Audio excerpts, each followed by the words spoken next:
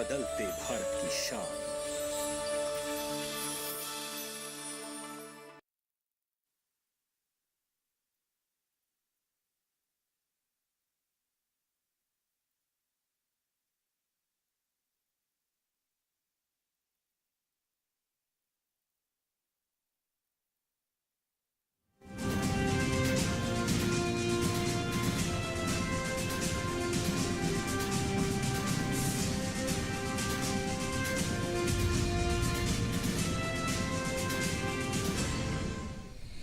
नमस्कार, किसान समाचार में आपका स्वागत है। मैं हूं साइमा खान। सबसे पहले नजर हेडलाइंस पर।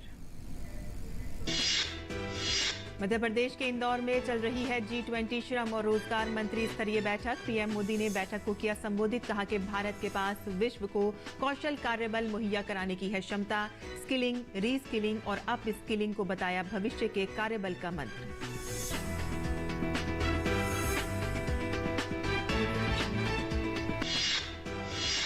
केंद्रीय गृह एवं सहकारिता मंत्री अमित शाह ने प्राथमिक कृषि ऋण समिति पैक्स द्वारा कॉमन सर्विस सेंटर की सेवाएं शुरू करने पर एक राष्ट्रीय महासंगोष्ठी का किया उद्घाटन। कहा कि पैक्स और सीएससी हो रहे हैं एक।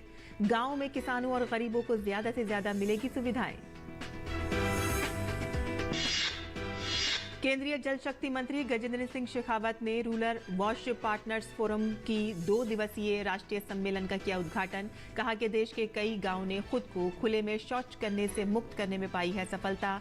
स्वच्छ सुजल भारत की दिशा में प्रगति में तेजी सम्मेलन का है विषय।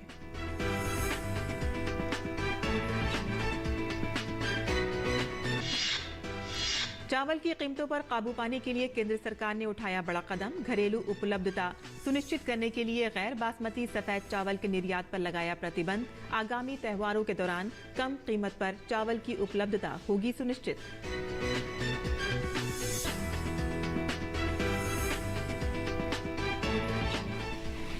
और अब समाचार विस्तार से।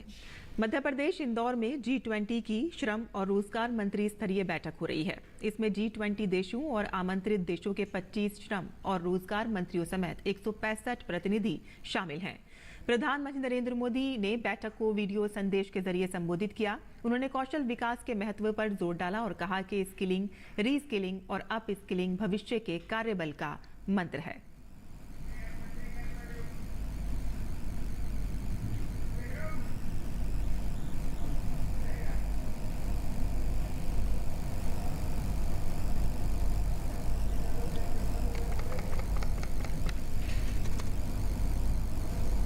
We all need to skill our workforce in the use of advanced technologies and processes.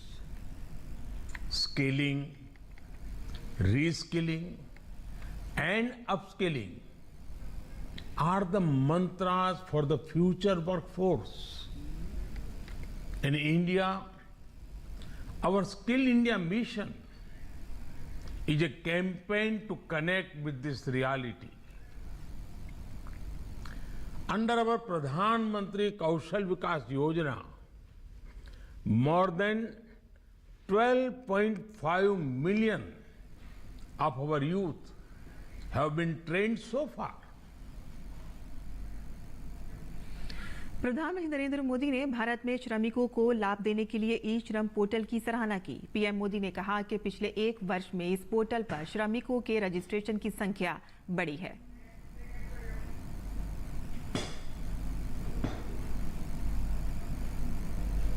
During COVID, showed their skills and dedication.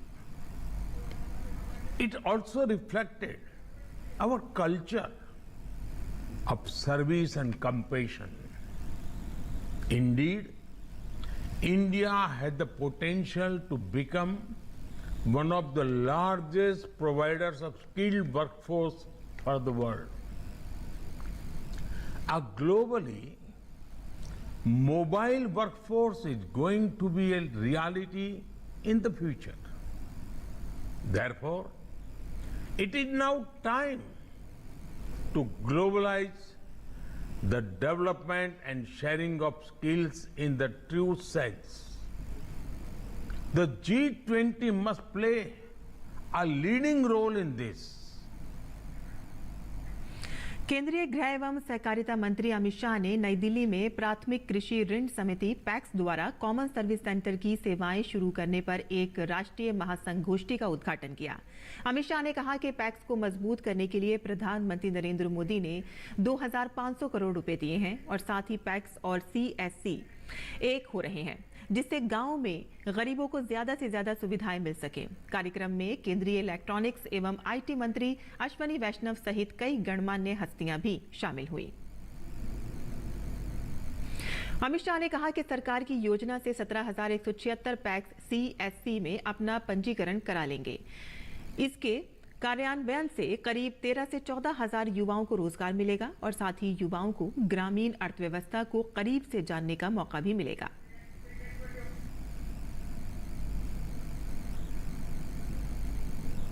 आज पैक्स और सीएससी दोनों एक हो रहे हैं। इससे गरीबों की सुविधाओं में तो बढ़ोतरी होगी ही होगी और ग्रामीण अर्थव्यवस्था को भी नई ऊर्जा और नई ताकत मिलेगी। 17,176 पैक्स कल 2 बजे तक सीएससी में अपना रजिस्ट्रेशन करा चुके हैं। लगभग 13-14 हजार ऑपरेटर एक पैक्स 2 रखेंगे, एक तो उनके पास होता ही था, दूसरा एक रखेंगे, तो 13,000-14 हजार युवाओं को इससे रोजगारी भी मिलेगी। और यह युवा सिर्फ रोजगारी प्राप्त नहीं करेंगे, ग्रामीण अर्थव्यवस्था को भी मजबूत करेंगे और गांव की सुविधाओं को भी मजबूत करेंगे। कार्यक्रम में केंद्रीय इलेक्ट्रॉनिक्स एवं आईटी मंत्री अश्वनी वैष्णव ने कहा कि देश में डिजिटलीकरण के कारण सरकार को अपनी योजनाओं के कार्यान्वयन में पारदर्शिता से काम करने का मौका मिल रहा है। पहले की सरकारों में प्रधानमंत्री ने कहा था कि हम जो पैसे गरीबों के लिए भेजते हैं उनमें से कुछ ही पैसे जनता तक पहुंच पाते हैं, जबकि पीएम मोदी की सरकार में 100 का 100% लाभ लाभार्थी तक पहुंचता है। एक ऐसी इंक्लूसिव गवर्नेंस का उदाहरण है जिससे कि देश में बड़ा परिवर्तन आया। इस व्यवस्था से अब तक कुल मिला के 30 लाख करोड़ के सरकारी सुविधाओं के अमाउंट्स लोगों के खाते में सीधा पहुंच चुके हैं और एक अनुमान से 2,75,000 करोड़ का इससे लाभ हुआ है। ये आप याद करो, जब तत्कालीन प्रधानमंत्री राजीव गांधी जी वो कहते थे कि दिल्ली से 100 रुपए भेजते हैं और गांव में पहुंचते पहुंचते 15 रुपए मिलते हैं। आप देखो, अब व्यवस्था है जैसी जिसमें दिल्ली से 100 रुपए भेजते हैं, गांव में भी वही 100 रुपए मिलते हैं, बीच में कोई 1 रुपया भी इधर से उधर नहीं कर सकता। और भारत में ग्रामीण वॉश सेक्टर में कार्य करने वाले विकास और सेक्टर पार्टनर्स के लिए जल शक्ति मंत्रालय के पेयजल और स्वच्छता विभाग का मंच रूरल वॉश पार्टनर्स फोरम विज्ञान भवन में 2 दिवसीय राष्ट्रीय सम्मेलन के साथ अपनी पहली वर्षगांठ मना रहा है। इस सम्मेलन का उद्घाटन जल शक्ति मंत्री गजेंद्र सिंह शेखावत ने किया। सम्मेलन का विषय स्वच्छ सुजल भारत की दिशा में प्रगति में तेजी है। ये सम्मेलन जल शक्ति मंत्रालय के प्रमुख मिशनों जल जीवन मिशन और स्वच्छ भारत मिशन ग्रामीण में पिछले वर्ष हुई प्रगति और इसके शीघ्र कार्यान्वयन का समर्थन करने के लिए वॉश क्षेत्र के हितधारकों को एक मंच पर लाया है।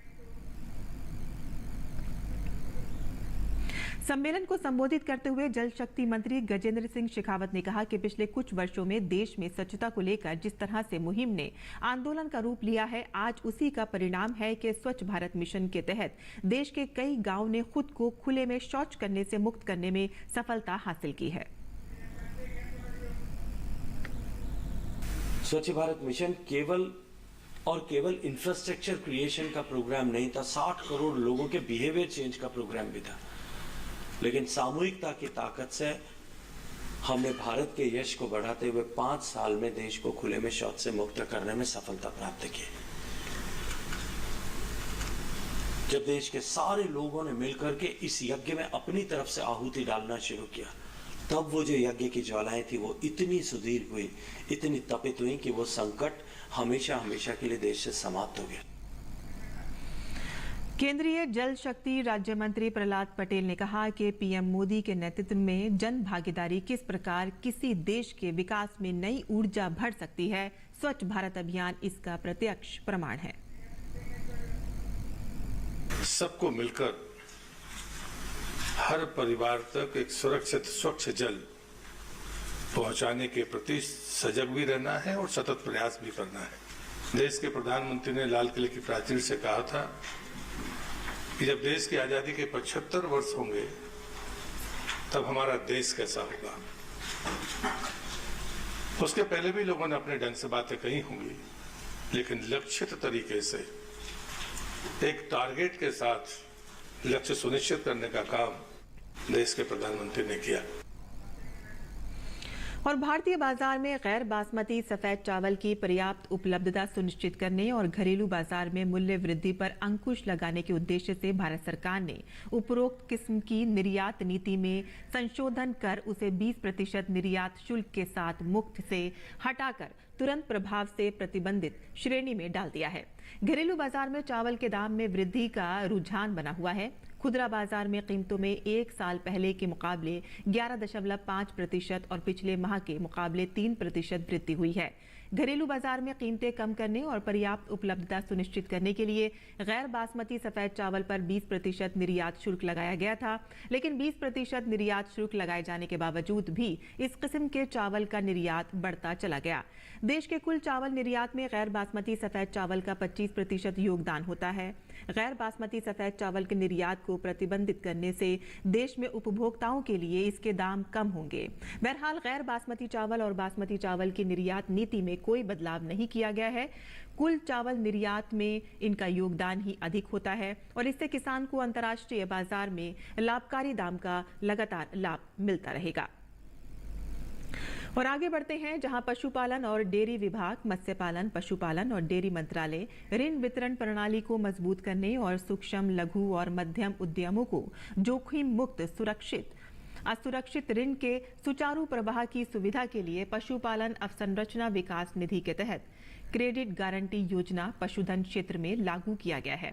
स्कीम को प्रचालनगत करने के लिए DAHD ने 750 करोड़ रुपए के एक क्रेडिट गारंटी फंड की स्थापना की है, जो पात्र ऋणदाता संस्थानों द्वारा MSME को दी जाने वाली ऋण सुविधाओं के 25% तक का क्रेडिट गारंटी कवरेज प्रदान करेगा।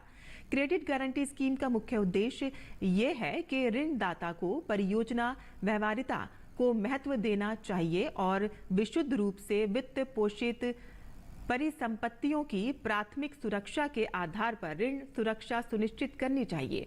क्रेडिट गारंटी पोर्टल को एक नियम आधारित पोर्टल के रूप में विकसित किया गया है और credit guarantee scheme credit guarantee cover जारी करने, नवीकरण तथा दावों के निपटाने के तहत पात्र ऋण प्रदाता संस्थानों के नामांकन को कार्यान्वित किया गया है। उत्तराखंड में कई जिलों में हो रही बारिश ने किसानों को क्षति पहुंचाई है। 17,800 हेक्टेयर कृषि भूमि प्रभावित हुई है। प्रारंभिक आकलन के अनुसार इसके 2.5 करोड़ से अधिक का नुकसान हुआ है। इसमें 5 हेक्टेयर जमीन ऐसी है जिसमें 50% से अधिक फसल की क्षति हुई है। 11,324 हेक्टेयर में 33% से अधिक की फसल की क्षति हुई है, जबकि 6,500 हेक्टेयर में 33% से कम की क्षति हुई है। इन आंकड़ों के अभी और अधिक बढ़ने की संभावना है। कृषि विभाग द्वारा दिए गए आंकड़ों के अनुसार अकेले हरिद्वार में 16,558 हेक्टेयर कृषि भूमि बारिश के कारण भारी तबाही झेल रही है। उत्तरकाशी के 12 खेत बाढ़ में बह गए हैं। 15 नाली भूमि और 5 किसान इस आपदा से प्रभावित हुए हैं। कृषि विभाग ने बताया है कि उत्तरकाशी नौगांव में 2 किसानों के सेब के बाग बारिश की भेंट चढ़ गए और इसी प्रकार रुद्रप्रयाग के फाटा में 24 से अधिक किसानों की फसलों को भारी क्षति हुई है, जिनका नुकसान 50% तक बताया जा रहा है। उधम सिंह नगर के किसानों को 15% से अधिक क्षति पहुंची है। डूब जाने के कारण फसलें 15 से 20% खत्म हो गई हैं। और मौसम विभाग ने शुक्रवार और शनिवार के लिए कोंकण, मध्य महाराष्ट्र और गुजरात में अत्यधिक वर्षा की चेतावनी दी है। महाराष्ट्र के 4 जिलों ठाणे, रायगढ़, पुणे और पालघर जिलों में बारिश का रेड अलर्ट जारी किया गया है। रेड अलर्ट को देखते हुए पालघर और ठाणे में शुक्रवार को स्कूल कॉलेज बंद रहे। गुरुवार को कोंकण और दक्षिण गुजरात राज्य में अलग अलग स्थानों पर भारी वर्षा हुई। अगले 2 दिनों के दौरान उड़ीसा और शुक्रवार को छत्तीसगढ़, विदर्भ, तेलंगाना और कर्नाटक के अंदरूनी हिस्सों में अत्यधिक वर्षा होने की संभावना है। मौसम विभाग ने कहा है कि पूर्वोत्तर और पूर्वी भारत के शेष हिस्सों में अगले 4 से 5 दिनों के दौरान कम वर्षा का अनुमान है। देश के उत्तरी भाग में वर्षा हो सकती है। हिमाचल प्रदेश में भारी बारिश से तबाही के बाद कई जिलों में शैक्षणिक संस्थान बंद रखे गए हैं। हिमाचल प्रदेश के कुल्लू में लगातार बारिश के कारण बाढ़ जैसी स्थिति उत्पन्न हो गई है। मौसम विभाग ने आज के लिए प्रदेश के सभी जिलों में भारी वर्षा का येलो अलर्ट जारी किया है। वीरवार को भी प्रदेश में सबसे अधिक वर्षा नारकंडा में 87 मिलीमीटर और भरमौर में 38 और सराहन में 35 मिलीमीटर दर्ज की गई। वहीं किन्नौर में अचानक आई बाढ़ से काफी नुकसान हुआ है। बाढ़ में करीब 27 वाहनों के दबने का अनुमान है। किन्नौर की जिला कलेक्टर ने बताया है कि 25 जुलाई तक एडवाइजरी जारी की गई है। वहीं सांगला और निचार में 3 दिन के लिए सभी शैक्षिक संस्थानों को एहतियात के तौर पर बंद किया गया है। जिले में 88.95 करोड़ रुपए के नुकसान का अनुमान बताया जा रहा है।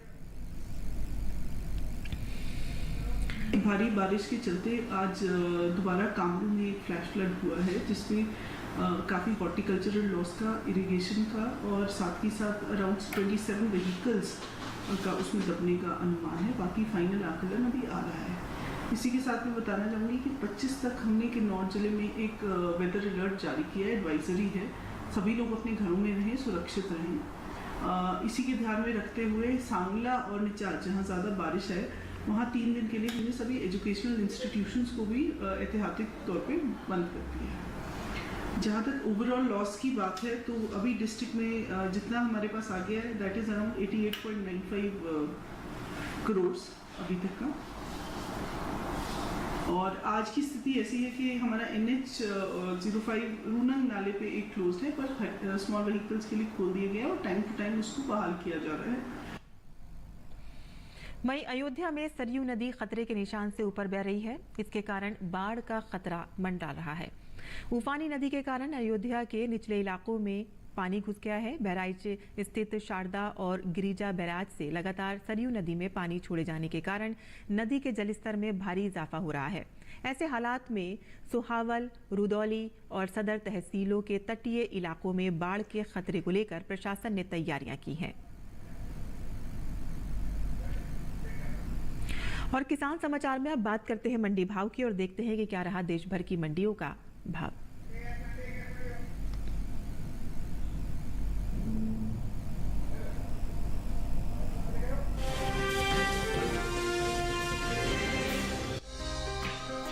गुरुवार को चने के सौदों में उठापटक के साथ कारोबार हुआ।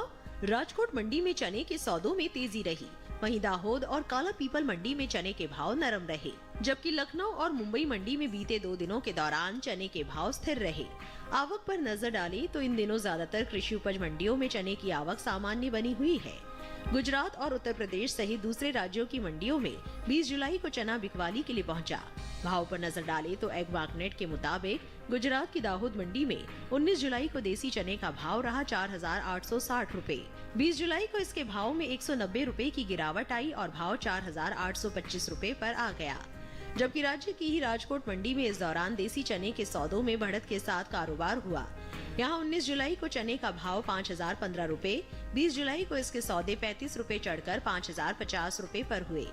वहीं मध्य प्रदेश की काला पीपल मंडी में 19 जुलाई को चने का भाव था 4,450 रुपए, 20 जुलाई को इसके सौदों में 395 रुपए की भारी गिरावट आई और भाव 4,055 रुपए पर आ गया। हालांकि महाराष्ट्र की मुंबई मंडी में बीते 2 दिनों के दौरान चने के भाव स्थिर रहे। यहाँ 19 और 20 जुलाई को चना 6,000 रुपए पर बिका। वहीं बात उत्तर प्रदेश की करें तो यहाँ की लखनऊ मंडी में 19 जुलाई को चने का भाव था 5,675 रुपए, 20 जुलाई को इसके सौदों में कोई फेरबदल नहीं हुआ और भाव 5,675 रुपए पर बना रहा। घरेलू स्तर पर इस साल कुल दलहन की पैदावार अच्छी होने का अनुमान जताया गया है।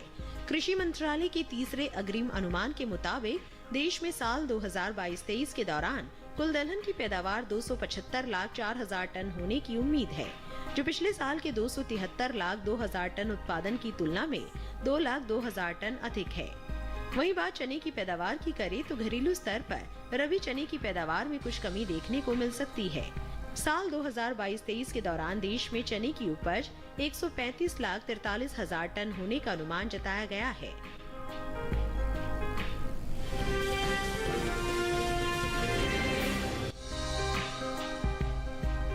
इन दिनों कृषि उपज मंडियों में धान की आवक सामान्य बनी हुई है। गुरुवार को ज्यादातर मंडियों में धान बिकवाली के लिए पहुंची। भाव की बात करें तो हरदोई मंडी में धान के सौदे मजबूती के साथ हुए। लखनपुरी और सुल्तानपुर मंडी में धान के भाव नरम रहे, जबकि कोटा और दाहोद मंडी में इस दौरान धान के भाव में कोई फेरबदल देखने को नहीं मिला। एग्बांक नेट के मुताबिक धान का कटोरा कहे जाने वाले राज्य छत्तीसगढ़ की लखनपुरी मंडी में 19 जुलाई को धान का भाव रहा 2,100 रूपए। 20 जुलाई को इसके भाव में 100 रूपए की नरमी आई और भाव जा पहुंचा 2,000 रूपए प्रति क्विंटल पर। वहीं गुजरात की दाहोद मंडी में बीते 2 दिनों के दौरान धान के भाव स्थिर रहे। यहाँ 19 और 20 जुलाई को धान 1,880 रूपए पर बिकी। राजस्थान की कोटा मंडी में 19 जुलाई को धान का भाव रहा 3,500 रूपए। 20 जुलाई को इसके सौदों में कोई फेरबदल देखने को नहीं मिला और भाव 3,500 रूपए पर बरकरार रहा। जबकि उत्तर प्रदेश की हरदोई मंडी में धान के सौदों में बढ़त के साथ कारोबार हुआ। यहाँ 19 जुलाई को धान का भाव था 2,040 रूपए। 20 जुलाई को इसके सौदे 5 रूपए चढ़कर 2,045 रूपए पर हुए। राज्य की ही सुल्तानपुर मंडी में 19 जुलाई को यहाँ सामान्य क्वालिटी की धान का भाव रहा 1,860 रूपए। 20 जुलाई को इसके सौदों में 5 रूपए की गिरावट आई और भाव हो गया 1,855 रूपए। बात धान की पैदावार की करें तो घरेलू स्तर पर इस साल धान की पैदावार रिकॉर्ड स्तर पर जा सकती है। कृषि मंत्रालय के तीसरे अग्रिम अनुमान के मुताबिक देश में धान की उपज साल 2022-23 के दौरान 1,355,42,000 टन होने का अनुमान जताया गया है। ये उपज पिछले साल की तुलना में 60,71,000 टन अधिक है, जबकि साल 2021-22 में धान की पैदावार 1,294,71,000 टन रही थी।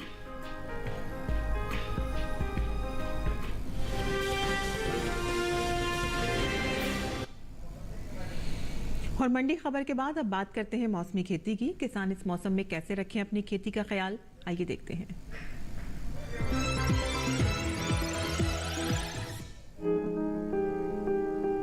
पंजाब में इस समय धान के खेतों से अतिरिक्त पानी को बाहर निकाले। इसके अलावा यहाँ किसान इस मौसम में बासमती धान की रुपाई कर सकते हैं। बासमती धान में किसान PR 126 किस्म का चुनाव करे। पंजाब में ही इस समय कपास को कीटों और रोगों से बचाए। इसके साथ ही समय समय पर रोगों से प्रभावित पौधों को जड़ से उखाड़ कर नष्ट कर दे। यही किसान मक्के के खेतों में पानी जमा न होने दे। पंजाब में ही ये समय मूंग और मैश की बुआई के लिए उपयुक्त है। मूंग में किसान ML 1808 और 818 जैसी किस्मों का चुनाव करे। पंजाब में ही किसान कद्दू वर्गीय सब्जियों के अलावा टमाटर, मिर्च और भिंडी की नियमित अंतराल पर तुड़ाई करते रहें। इसके साथ ही यहाँ भिंडी की पंजाब सुहावनी, पंजाब लालिमा और लोबिया की लोबिया 263 किस्मों की बुआई के लिए ये सही समय है। पंजाब के किसान इस समय लौकी, पेठा, तोरी, करेला और टिंडा जैसी सब्जियों की बुआई कर सकते हैं। पंजाब में इस समय बागों में पानी जमा न होने दे। इसके अलावा नींबू, अमरूद, आम और आंवला जैसे फलों के नए पौधे लगाने के लिए भी ये समय उपयुक्त है। वहीं दिल्ली और उसके आसपास के किसान नर्सरी और बागों से पानी बाहर निकालने की व्यवस्था करें। इसके साथ ही यहाँ के किसानों को सलाह है कि वे इस समय खेतों में सिंचाई या किसी प्रकार का छिड़काव ना करें। दिल्ली के किसान इस मौसम में मूली, पालक और धनिया की भी बुआई कर सकते हैं।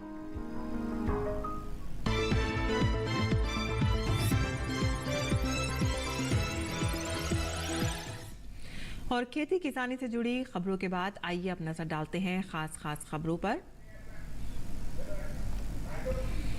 श्रीलंका के राष्ट्रपति रानिल विक्रमसिंघे भारत के दौरे पर हैं। उन्होंने शुक्रवार को नई दिल्ली में प्रधानमंत्री से मुलाकात की। हैदराबाद हाउस पहुंचने पर पीएम मोदी ने श्रीलंकाई राष्ट्रपति का गर्मजोशी से स्वागत किया। भारत और श्रीलंका इस वर्ष राजकीय संबंधों की स्थापना की 75वीं वर्षगांठ मना रहे हैं। ऐसे में भारत नेबरहुड फर्स्ट और रणनीतिक पहल सागर नीति के तहत पड़ोसियों के साथ आर्थिक और सुरक्षा सहयोग को मजबूत करने पर जोर दे रहा है। लोकसभा में शुक्रवार को मणिपुर के हालात पर शोर शराबा रहा। सदन की कार्रवाई सुबह 11 बजे शुरू हुई तो विपक्षी दलों ने इस मुद्दे पर हंगामा शुरू कर दिया। लोकसभा स्पीकर ने सरकार की ओर से राजनाथ सिंह को बयान देने को कहा। रक्षा मंत्री राजनाथ सिंह ने कहा कि सरकार चाहती है कि इस गंभीर मसले पर चर्चा हो, लेकिन विपक्ष की नीयत ठीक नहीं है। विपक्ष के हंगामे को लेकर स्पीकर ओम बिरला ने भी नाराजगी जताई। उन्होंने कहा कि प्रश्नकाल बहुत महत्वपूर्ण होता है, लेकिन विपक्ष हंगामा कर रहा है। केंद्रीय मंत्री अनुराग सिंह ठाकुर ने कहा कि विपक्ष चर्चा से भाग रहा है।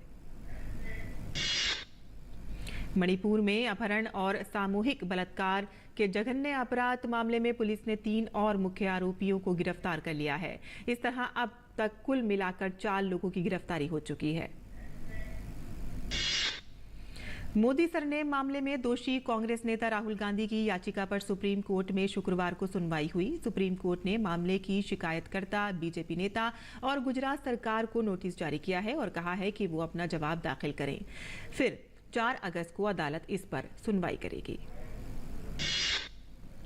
छत्तीसगढ़ में एक बार फिर से ईडी की टीम ने बड़ी कार्रवाई की है। ईडी ने आईएएस रानू साहू और कांग्रेस के कोषाध्यक्ष राम गोपाल अग्रवाल समेत रायपुर में अलग अलग ठिकानों पर छापेमारी की है। मछुआरों को बंगाल की खाड़ी और उससे सटे ओडिशा तट पर न जाने की चेतावनी दी गई है। विशाखापट्टनम चक्रवात केंद्र की निदेशक एम सुनंदा ने बताया है कि बंगाल की खाड़ी पर कम दबाव वाले क्षेत्र होने के कारण आंध्र प्रदेश में भारी बारिश और तेज हवाएं चल रही हैं।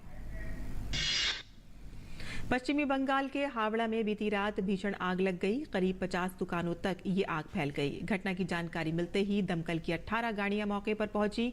बताया जा रहा है कि आग करीब 1 बजे के आसपास लगी है, जिसके बाद दमकल की गाड़ियों को रवाना किया गया। इस घटना में किसी के हताहत होने की अभी तक कोई सूचना नहीं है। किसान समाचार में आज के लिए बस इतना ही। अनुमति दें। नमस्कार।